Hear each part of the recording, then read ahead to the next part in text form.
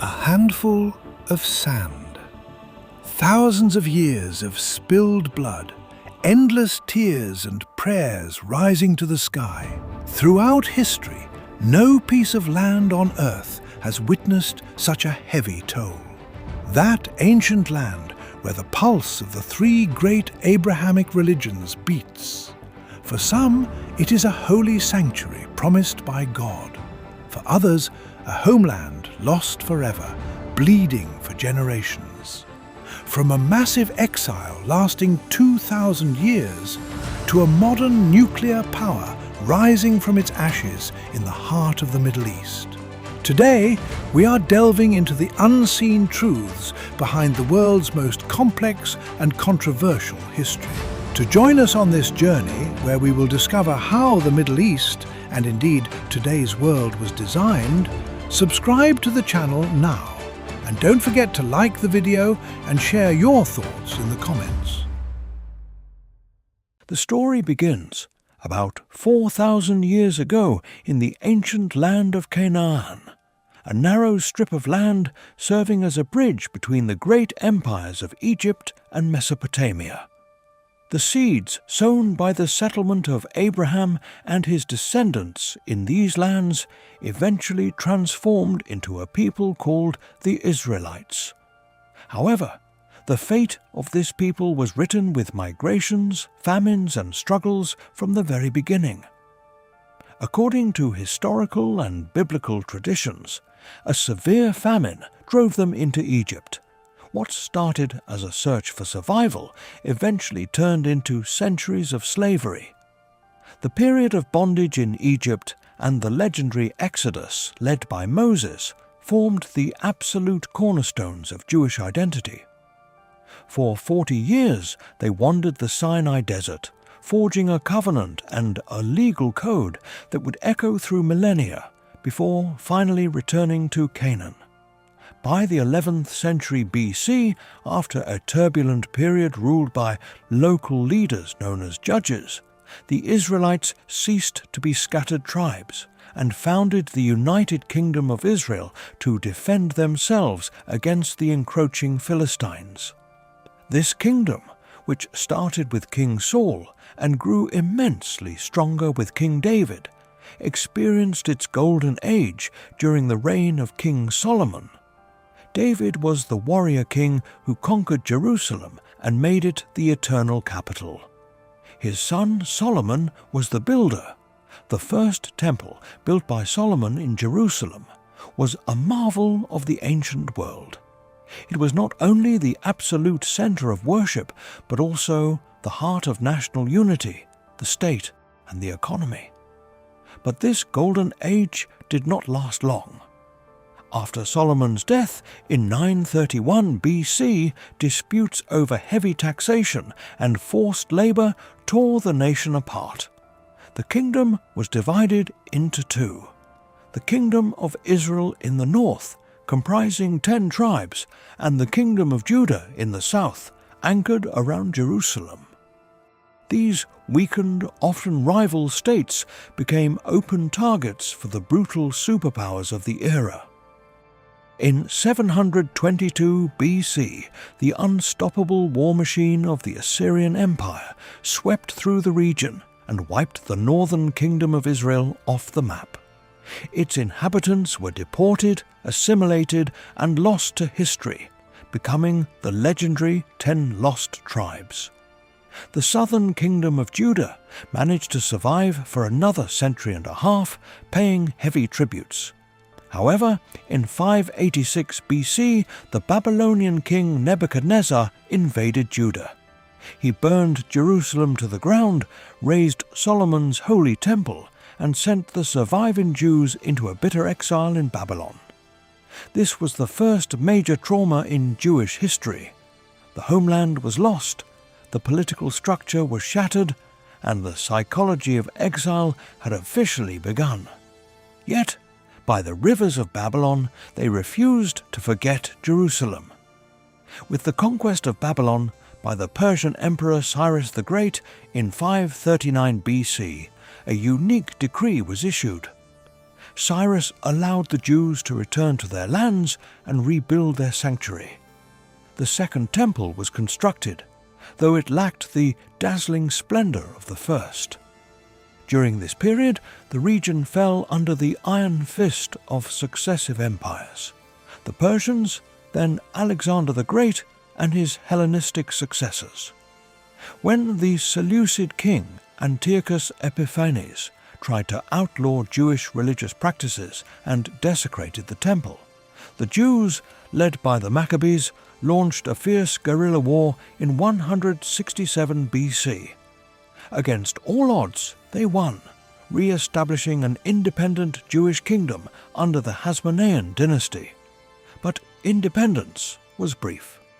In 63 BC, the Roman general Pompey marched into Jerusalem. Judea became a client kingdom and eventually a direct province of the Roman Empire.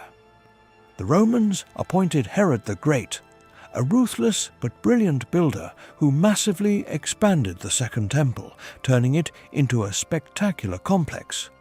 However, the heavy Roman taxes, cultural friction, and religious oppression eventually became unbearable, leading to the outbreak of the Great Jewish Revolt in 66 AD.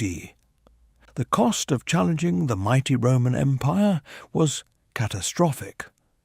In 70 AD, the legions commanded by the Roman general and future Emperor Titus besieged Jerusalem.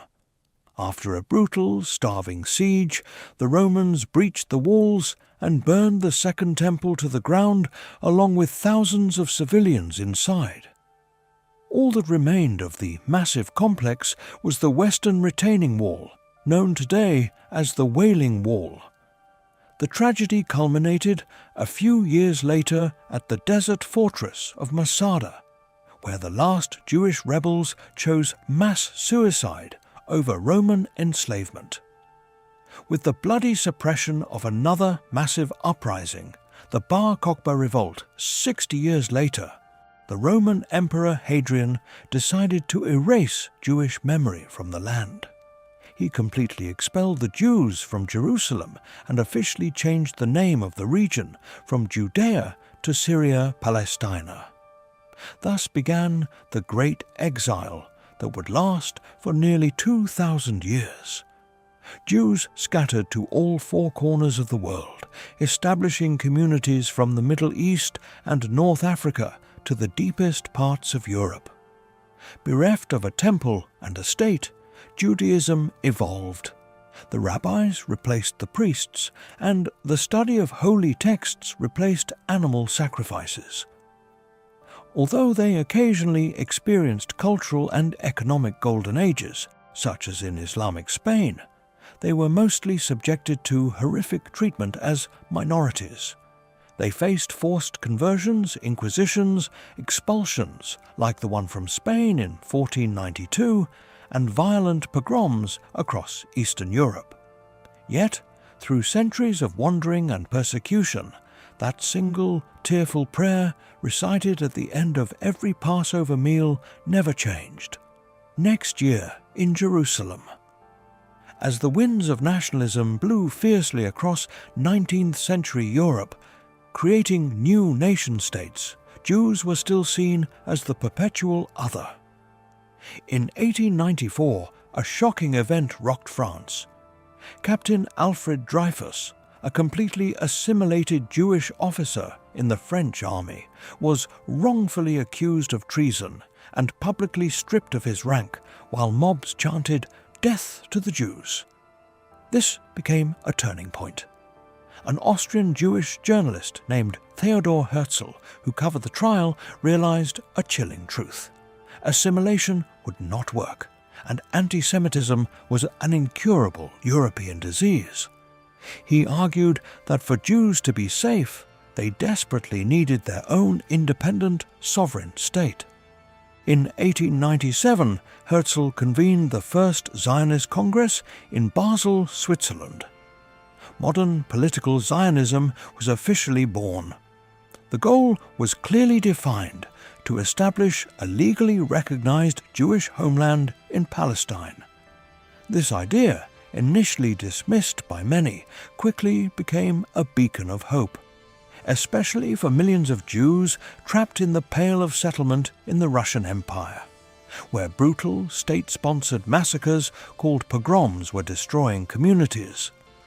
The waves of migration, called aliyah, meaning ascension, began in earnest. Simultaneously, pioneers like Eliezer ben Yehuda accomplished the miraculous task of reviving Hebrew, a purely liturgical language for centuries, turning it into a spoken modern mother tongue. At that time, Palestine was a neglected, sparsely populated province of the Ottoman Empire.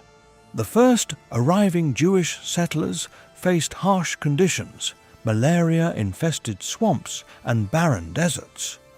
They drained the swamps, planted forests, and established collective agricultural communities known as kibbutzim. However, there was also a deeply rooted Arab population that had been living in these lands for centuries. This Jewish migration, initially small and tolerated for economic reasons, began to cause severe unrest among the local Arabs as the numbers increased dramatically and large tracts of land were purchased. The seeds of a deep national conflict were being sown. The First World War changed the map of the Middle East forever. As the centuries-old Ottoman Empire collapsed, the victorious powers carved up the region. British forces, led by General Allenby, captured Jerusalem in 1917. That same year, British Foreign Secretary Arthur Balfour issued a brief but world-changing letter, which would go down in history as the Balfour Declaration. In it, the British Empire officially declared its support for the establishment of a Jewish national home in Palestine. However, the British had also made contradictory promises of independence to Arab leaders in exchange for their revolt against the Ottomans. The following 30 years, spent under the British Mandate, witnessed a constantly rising explosive tension. With the violently anti-Semitic Nazi Party coming to power in Germany in the 1930s, Jewish migration to Palestine turned into a desperate flood.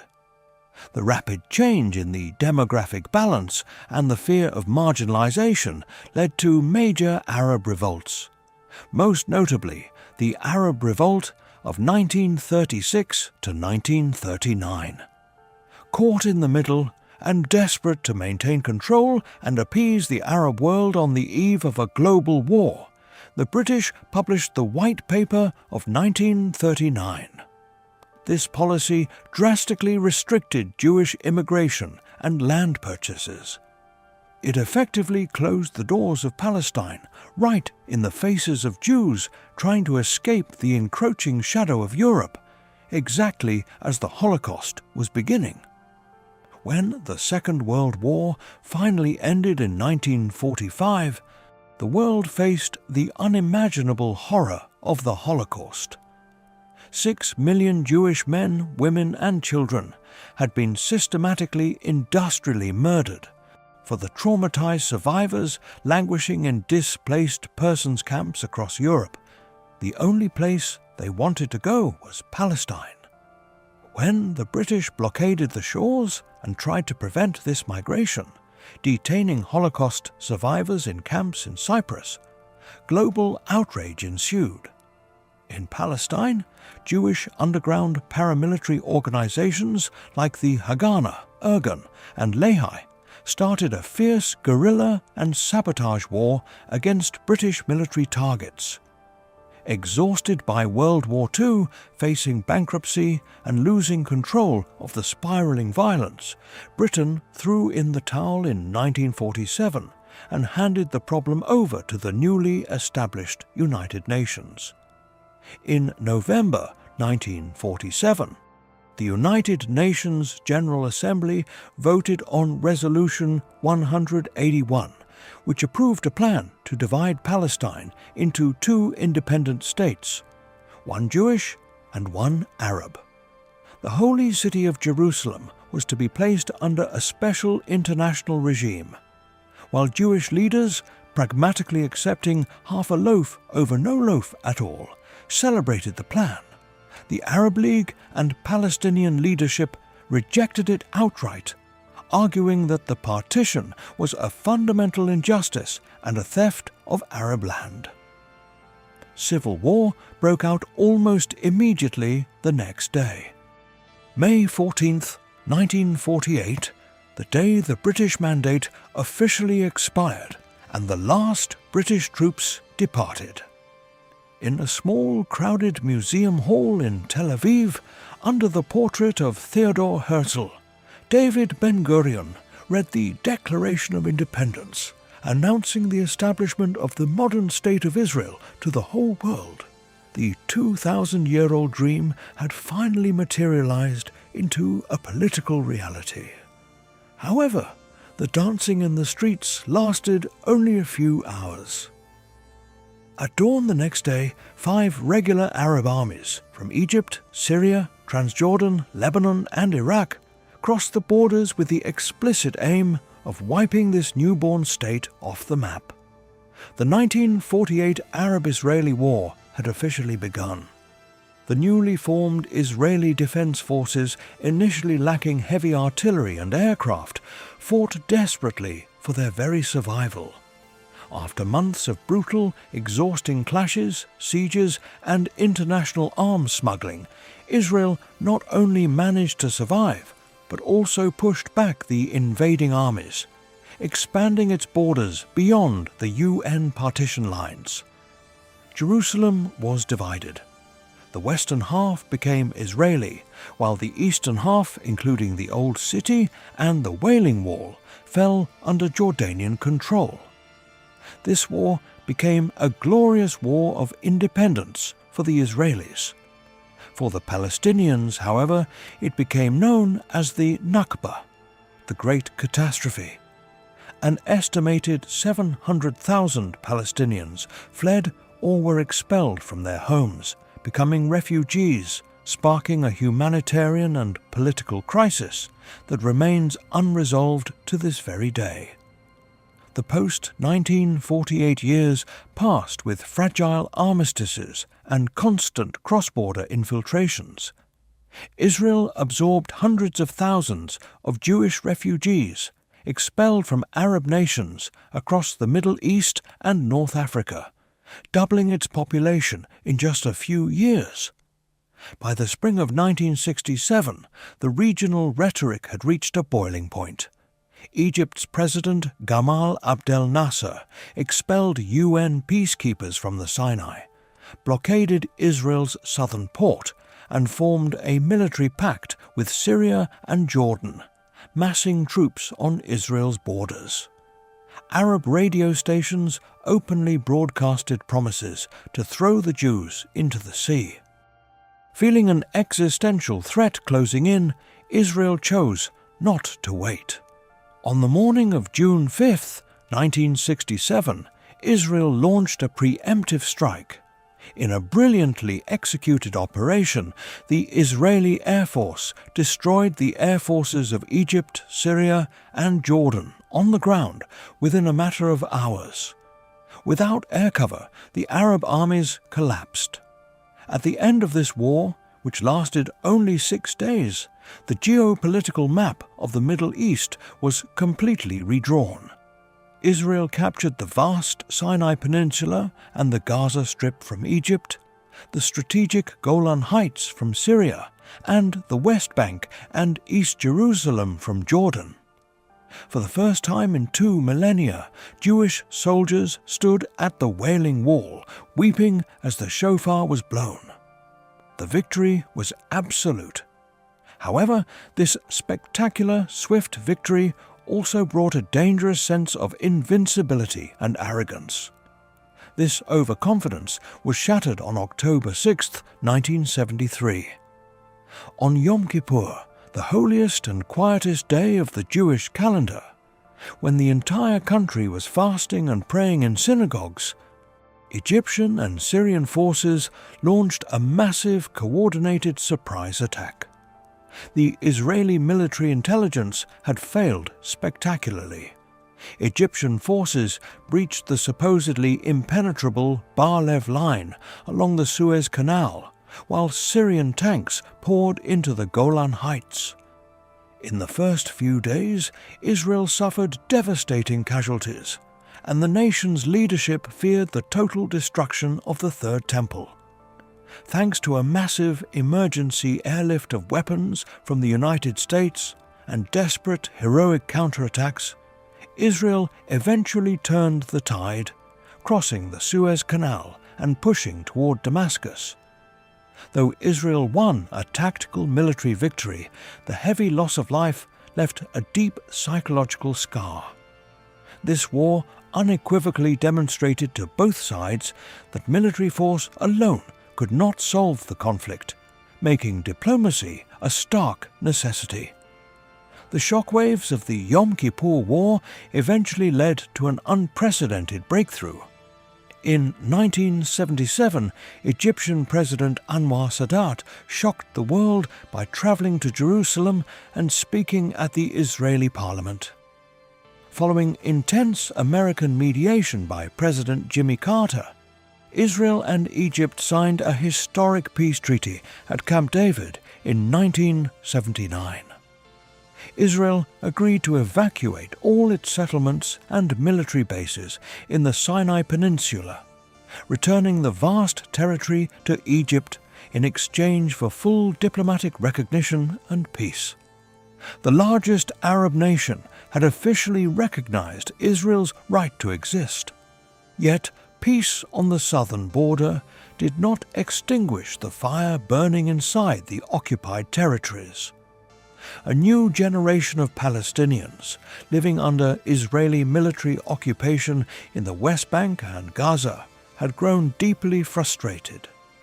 In 1987, a spontaneous grassroots uprising erupted, known as the First Intifada. Characterized by rock-throwing youths facing heavily armed Israeli soldiers, mass strikes, and civil disobedience, it dragged Israel into a grinding, asymmetric conflict that severely damaged its international standing. The exhaustion of the Intifada pushed both sides toward secret negotiations. In 1993, the world watched in awe as Israeli Prime Minister Yitzhak Rabin and Palestine Liberation Organization leader Yasser Arafat shook hands on the White House lawn signing the Oslo Accords. For the first time, Palestinians were granted limited self-rule through the creation of the Palestinian Authority, and a roadmap toward a permanent peace was established. However, the optimism was short-lived. Extremists on both sides sought to derail the process. Palestinian militant groups like Hamas launched horrific suicide bombing campaigns in Israeli cities. On the other side, Jewish religious nationalists fiercely opposed giving up biblical lands. In November 1995, the peace process suffered a fatal blow when Prime Minister Rabin was assassinated by a right-wing Jewish extremist at a peace rally in Tel Aviv. The 2000s opened with the collapse of the Camp David summit and the immediate eruption of the Second Intifada. This was far deadlier than the first, characterized by a relentless wave of suicide bombings in Israeli buses and cafes, and massive Israeli military incursions into Palestinian cities. In response to the terror wave, Israel constructed a controversial separation barrier cutting through the West Bank. In 2005, aiming to change the dynamic, Israel unilaterally withdrew all its soldiers and thousands of civilian settlers from the Gaza Strip. However, instead of peace, the withdrawal was followed by the militant group Hamas seizing control of Gaza. leading to a blockade, multiple devastating wars, and thousands of rockets fired at Israeli civilian centers. To counter this, Israel developed the Iron Dome, a marvel of modern military engineering that shoots down incoming rockets in mid-air. While the diplomatic track with the Palestinians completely stagnated and hope for a two-state solution faded, Israel underwent a dramatic economic transformation. Driven by necessity, military research, and an influx of highly educated immigrants from the former Soviet Union, Israel turned into a global technology giant. Dubbed the Startup Nation, the country became a worldwide leader in cybersecurity, agricultural technology, medical innovation, and artificial intelligence, boasting more companies on the Nasdaq than almost any country outside North America. In recent years, the geopolitical rules of the game in the Middle East have been dramatically rewritten once again. Driven by shared economic interests and a mutual fear of Iranian hegemony, several Arab nations decided to bypass the Palestinian issue. With the Abraham Accords signed in 2020, Israel officially normalized its diplomatic and trade relations with the United Arab Emirates, Bahrain, Morocco, and Sudan. The balances in the region are now taking shape around entirely different strategic dynamics. The history of Israel is a story unlike any other. It is an epic of survival, resilience, and unprecedented state building. But it is equally a history of immense human costs, displacement, and deeply entrenched endless conflicts. This saga, which began in the desert tents of Canaan 4,000 years ago, continues today in the gleaming high-tech plazas of Tel Aviv and in the tense shadows of missile defense systems. Here, in this narrow strip of land between the river and the sea, the past is never truly in the past. It is a raw, living organism that fiercely dictates today and relentlessly shapes tomorrow.